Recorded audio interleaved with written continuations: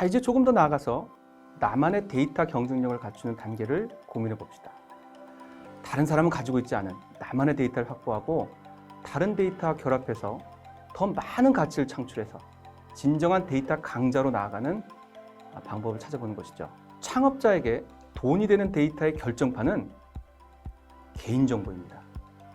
그러니까 이제 개인정보를 활용하는 방법에 대해서 얘기를 해보려고 합니다. 구글, 페이스북, 아마존 이런 인터넷 기업들은 개인 데이터를 기반으로 성장했습니다. 지금은 글로벌 시가총액 탑5 기업이 되었고 EU에서 2020년까지 개인 데이터로 창출되는 경제적 가치는 약 1조 유로, 정부와 기업이 얻는 연간이익은 3,300억 유로로 예상하고 있습니다. 페이스북이나 애플 같은 회사들도 당연히 개인정보를 적극적으로 활용합니다. 이런 거대한 기업마저도 법적인 문제를 피하지 못하고 벌금을 부과받는 전례들이 있습니다. 예컨대 페이스북이 운영하는 메신저 왓츠 앱이 유럽연합의 개인정보 규정을 위반해서 아일랜드 정보보호위원회로부터 2억 6,700만 달러의 벌금을 부과받았습니다. 이처럼 천문학적 금액을 두드려 맞으면서도 개인정보 수집을 포기할 수 없는 이유는 서비스 경쟁력을 높이는 데 있어서 개인정보만한 게 없기 때문입니다. 개인정보가 돈이 된다는 것은 이제 널리 알려져 있습니다. 하지만 매력적인 만큼 위험하기도 하죠. 매우 조심해서 다뤄야 됩니다. 우리나라는 특히 다른 나라보다도 개인정보 보호 대상을 넓게 정리하고 형사처벌도 강력하게 해놨습니다. 2014년에 KB 국민카드나 NH농협카드 등 금융권에 개인정보 유출 사고들이 잇따랐지 않습니까? 그때 개인정보를 보호해야 한다는 인식이 더욱 높아지면서 관련 법제도도 보호 쪽에 초점을 두게 됐습니다. 영국의 한 컨설팅 기업은 한국이 OECD 국가 중에 가장 높은 수준의 개인정보 보호 규제를 적용하고 있다고 평가한 바도 있습니다. 자, 이처럼 한편에서는 개인정보를 원합니다. 또 한편에서는 개인정보를 보호하려고 하니까 데이터 활용은 위법과 합법의 경계에서 위태로운 줄타기를 하게 됩니다. 데이터의 분석과 결합이 활성화될수록 개인의 프라이버시는 더욱더 위험한 상황에 처하기 쉬운데요. 빅데이터 시대입니다. 하나하나는 별거 아닌 데이터들도 이들이 결합되면 엄청난 정보를 제공하는 경우가 많기 때문입니다. 유명한 사례로 몇 년 전에 미국 유통업체 타겟에서 한 여고생에게 임산부용 용품을 구입하라고 할인 쿠폰을 보내는 사건이 있었습니다. 당시 그 학생의 아버지는 아니 고등학생에게 이런 걸 보냈다고 항의를 했고 당시 타겟의 매니저는 쿠폰을 잘못 보냈습니다. 그렇게 사과를 했는데요. 해프닝으로 끝날 것 같던 이 일화는 한 달 뒤에 반전되었습니다. 알고 보니 이 여고생이 진짜로 임신 중이었던 것이죠. 부모조차 몰랐던 딸의 임신 사실을 유통업체가 빅데이터를 기반으로 추정해낸 것인데요. 딸이 영양제와 로션을 일정 주기로 구매한 것을 보고 예측 시스템을 통해서 임신 사실을 알아냈던 것입니다.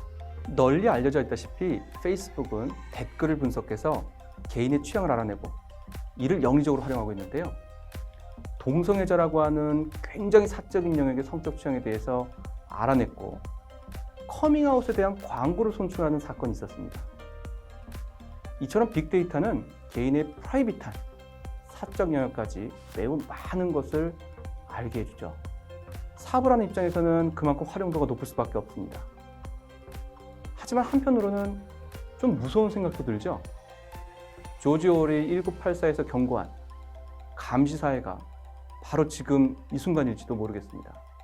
법률은 개인정보를 보호하기 위해서 이제까지 많은 조문들을 신설해 왔습니다. 최근에도 개인정보 침해 행위가 발생할 경우에는 전체 매출액의 3%까지 과징금을 아주 무겁게 부과할 수 있도록 하는 개정안이 추진되면서 과도한 규제라고 하는 논란이 일어나기도 했습니다. 그럼에도 불구하고 창업자가 개인정보 활용을 포기해서는 안 되는데요. IDC 발표에 따르면 데이터의 75% 이상이 개인정보로 갑니다. 개인정보의 활용 없이는 데이터 산업의 활성화가 사실상 불가능합니다. 보호만 강조할 수 없는 이유죠.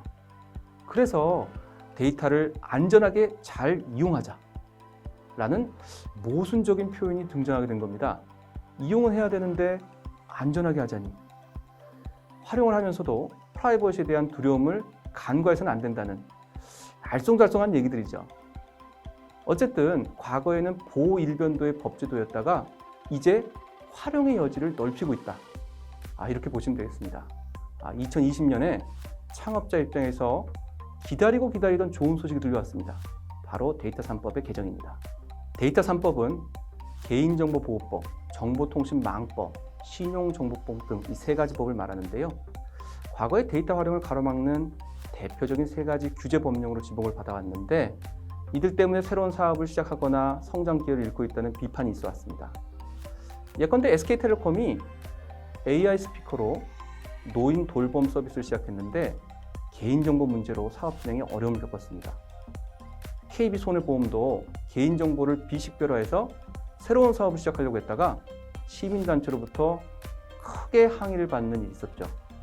특히 인터넷을 기반으로 하는 스타트업들은 이 데이터 3법에 대한 개정을 줄기차게 요청해 왔습니다. 2020년 드디어 가명정보와 마이데이터, 이 활용의 여지를 넓힌 데이터 3법 개정안이 국회를 통과했습니다. 물론 개인정보의 보호를 완전히 포기할 수는 없겠죠.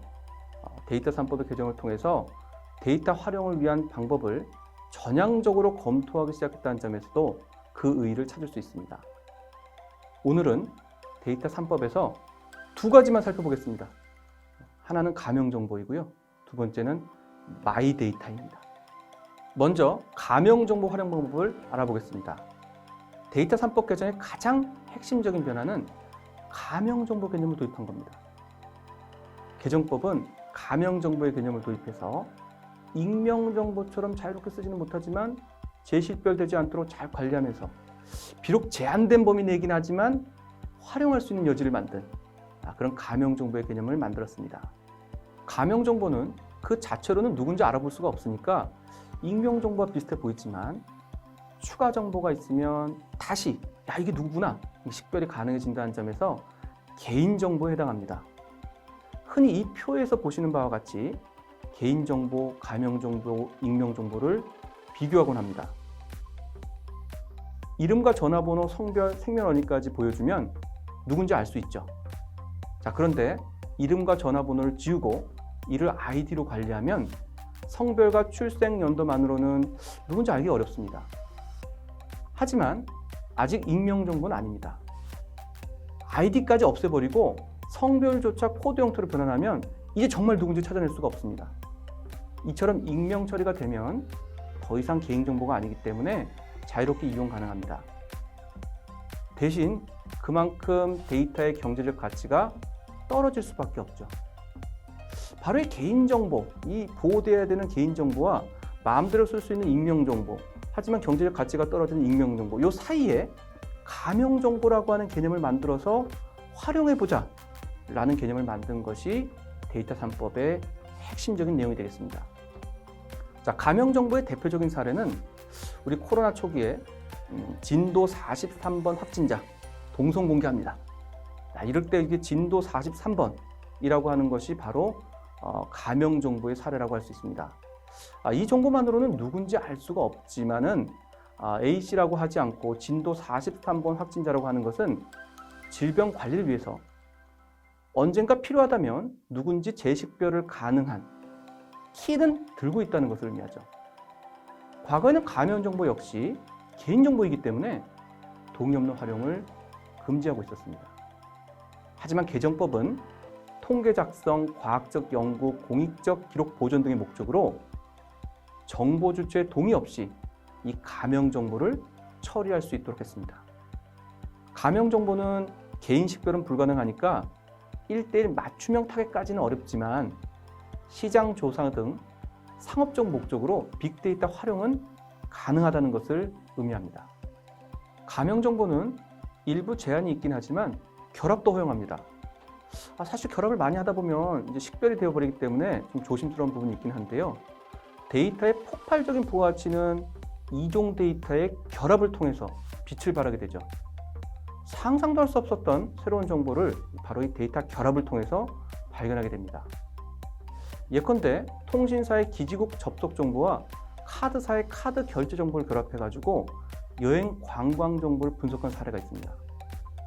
은행이 택배사나 IPTV 시청 정보의 데이터를 결합해가지고 인근 상권 마케팅 전략을 세운 사례도 있죠. 데이터 3법에서는 가명 정보를 이종산업, 공공기관의 데이터 이런 것들과 결합해서 이용할 수 있도록 허용하고 있습니다. 정보 주체의 동의 없이도 가명 정보 결합을 허용하고 있는 것이죠.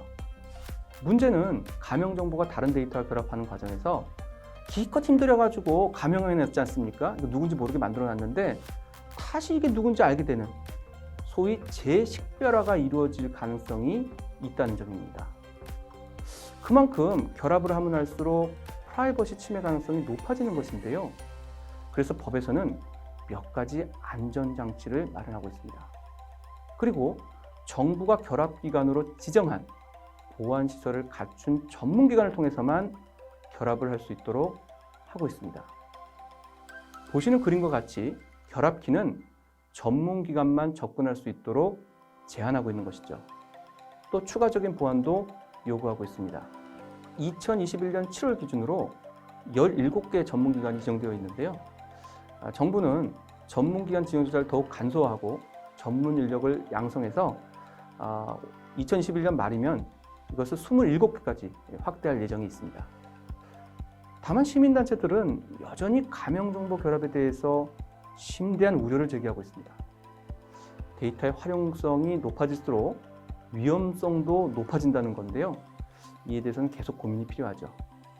현재로서는 결합 전문기관을 통해서 가명정보 결합을 이용하시면서 향후 추이를 살펴보시면 되겠습니다. 자, 또 하나의 희소식은 데이터 3법 개정을 통해서 소위 마이데이터 사업이 가능해졌다는 것입니다. 데이터 혁명 시대는 빅데이터로 시작하였고 공공데이터의 오픈데이터를 거쳐서 마이데이터로 완성될 것이다. 이렇게 얘기합니다. 우리가 오늘 얘기하고 있는 것의 순서와 일치하죠. 마이데이터의 개념은 개인별로 제조, 금융, 유통, 의료 데이터를 융합해서 새로운 가치를 창출하는 융합 데이터 생태계를 구현하는 데 핵심적인 역할을 할 것으로 기대받고 있습니다. 법학을 전공하는 제 입장에서는 데이터 이동권에 관한 근거가 만들어졌다. 이렇게 얘기할 수 있는데요. 2020년 2월에 신용정보의 이용 및 보호에 관한 법률에서 개인 신용정보의 전송 요구권과 본인 신용정보 관리업의 규정을 신설했습니다. 쉽게 말씀드리면 내 금융정보를 내가 주체가 돼가지고 특정 플랫폼에 전송해. 야, 내 정보는 이 사람한테 보내줘. 라고 명령할 수 있게 된 것이죠. 소위 싸이월드 추억보호법이라고 불렸던 개인정보보호법 개정안이 발의된 적이 있는데요.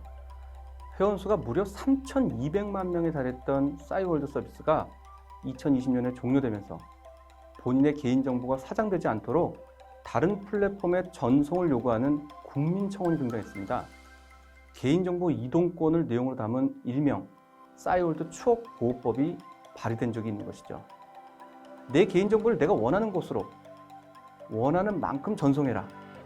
이렇게 요구할 수 있는 것이 바로 마이데이터 제도의 핵심이 되겠습니다. 즉, 마이데이터는 기업 중심의 개인 데이터 생태계에서 바로 그 개인에게 자신의 데이터를 통제, 관리할 수 있는 권한을 돌려주는 개념입니다. 과거에는 기업이 제3자에게 데이터를 보내려고 하는데 동의를 해줄래? 이렇게 물어보면 대부분은 읽어보지도 않고 그래. 심지어는 일괄 동의 이렇게 눌러가지고 클릭하는 구조였는데요.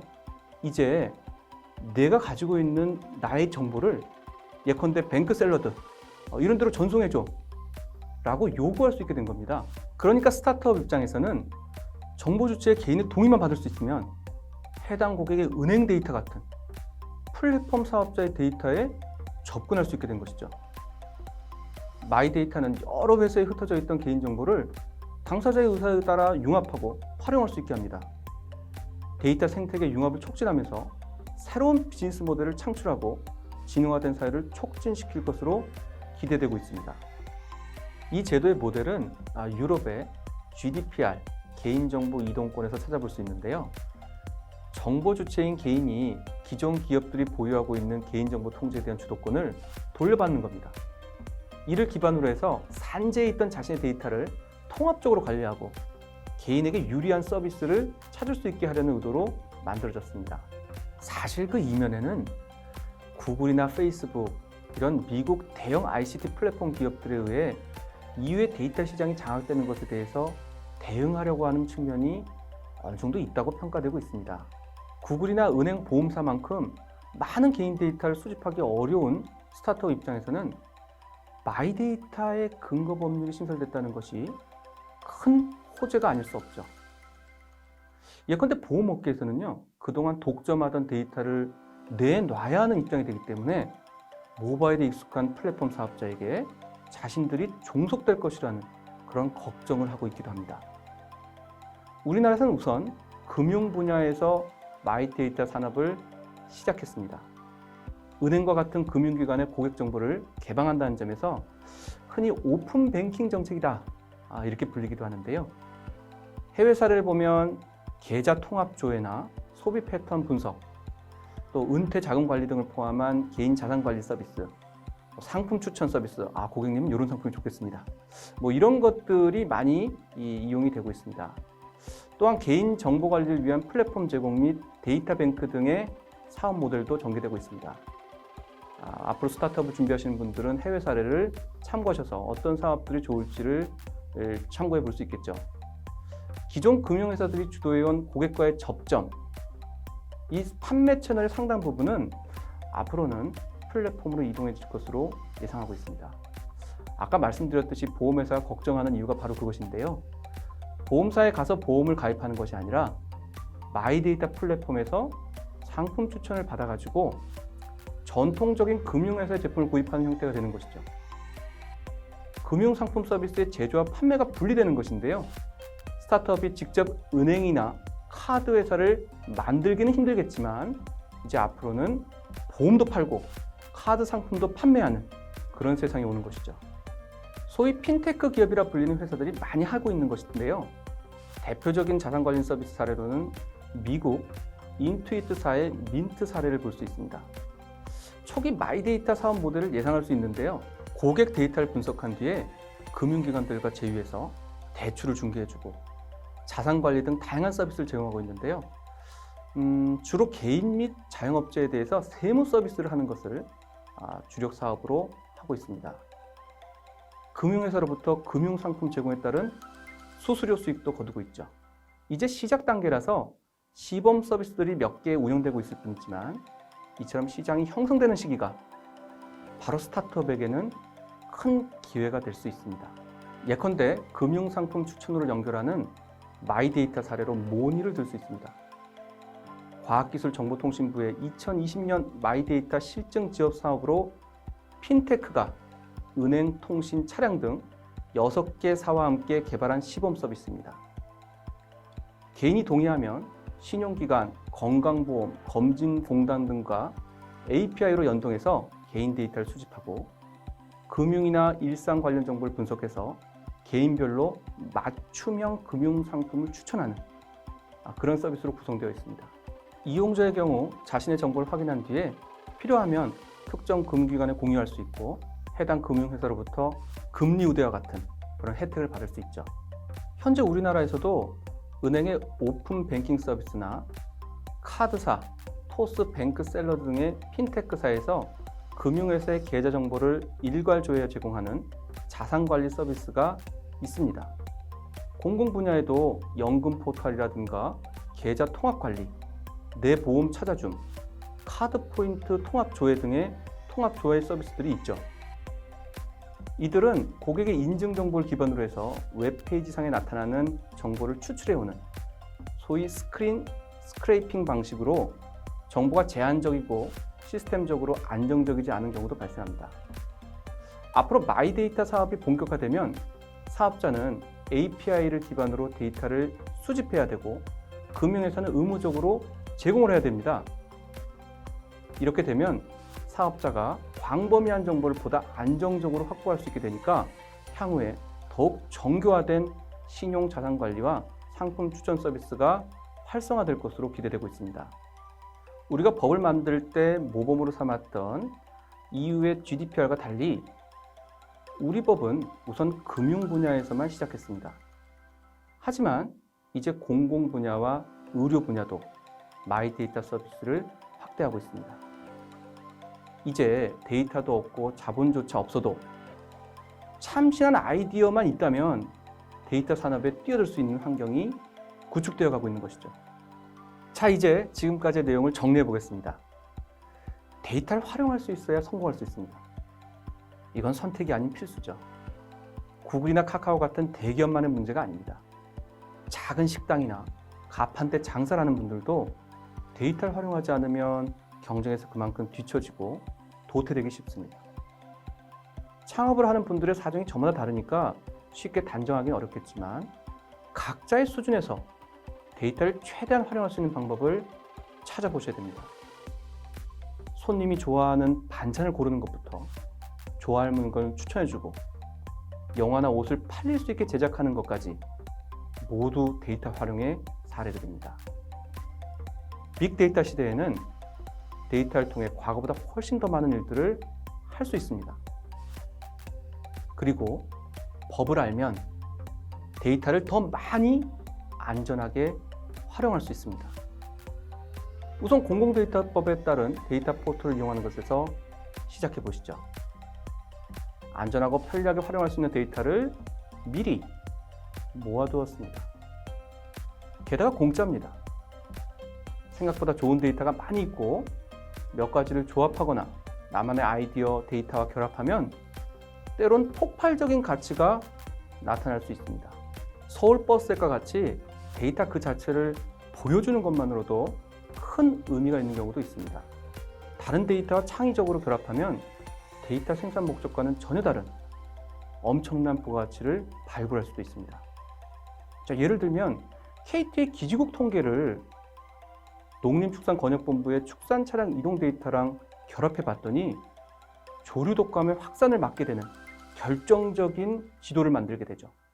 이 사례는 전 세계에 귀감이 된 바 있습니다. 자, 진정한 데이터 경쟁력을 갖추려면 다음 단계는 개인정보 관리 방법을 알아야 합니다. 오늘 얘기한 것 중에 가장 고급 과정이 되겠습니다. 2020년에 데이터 3법 개정은 스타트업들도 쉽게 개인정보를 활용할 수 있는 길을 열어주었습니다. 핵심은 가명정보의 활용과 마이데이터, 이 두 가지입니다. 데이터를 더욱 잘 보호해야 된다는 주장과 활용하기 위해서 개방하자는 주장은 여전히 공방을 계속하고 있습니다. 법 제도적으로도 마찬가지입니다. 먼저 보호의 방점을 찍은 법 제도를 보시면 2021년 10월 19일 공표된 소위 데이터 기본법에서는 데이터를 데이터 자산으로 규정하고 데이터 자산에 대한 부정 사용을 금지한다는 명문의 조문을 마련한 바 있습니다. 이어서 11월 11일에는 데이터 보호를 위한 부정경쟁 방지법 개정안도 국회를 통과했습니다. 데이터에 투자한 사람을 법으로 보호하겠다는 의사를 밝힌 것인데요. 그렇다면 우리도 데이터 확보를 위해서 투자를 아끼지 않아야 하는 시점입니다.